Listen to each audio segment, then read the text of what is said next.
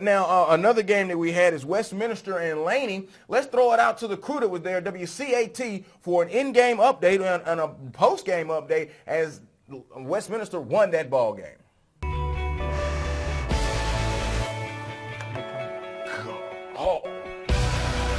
Thanks for joining us. Tonight, the Wildcats of Westminster got their first win of the season by defeating Laney High School by a score of 24-6.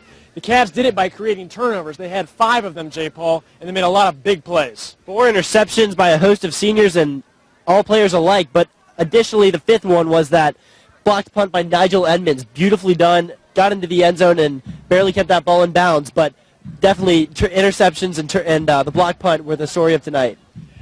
Also the story of tonight, Rankin Willie did a lot to help his team to victory. Starting linebacker, starting tailback was thrust into the starting quarterback role after an injury in the third quarter.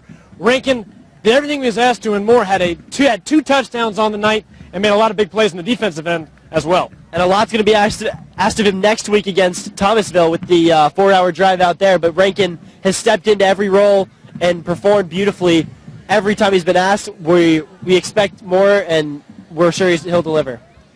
So with a 24-6 win, the Cats lock up win number 1. But what is unknown is the status of starting quarterback Jake Forty. The senior captain went down in the third quarter after a sack, put no weight on his left knee. We're waiting for a decision on that, and losing a senior captain of Jake's stature, especially at the quarterback position, is going to be tough. Absolutely, and it's been a combination of physical pain and emotional pain for Jake Forty. Hopefully it's something minor and he's back within weeks, but Rankin Willie has really stepped into that backup role, so hopefully on the field it's a safe environment, so we'll see how Rankin performs. Well, that's all here from Fritz Orr Field in Atlanta. Back to you guys. Outstanding 24-6 win, Westminster over Laney, and turnovers there. 4 interceptions there, Scott, that helped them with that win. 4 interceptions, and we know that because of the good help from those high school students. They did a good job. But you said it. That was their first win of the year, Westminster. And it wasn't that long ago that they were state title contenders. They've kind of come back to the pack a little.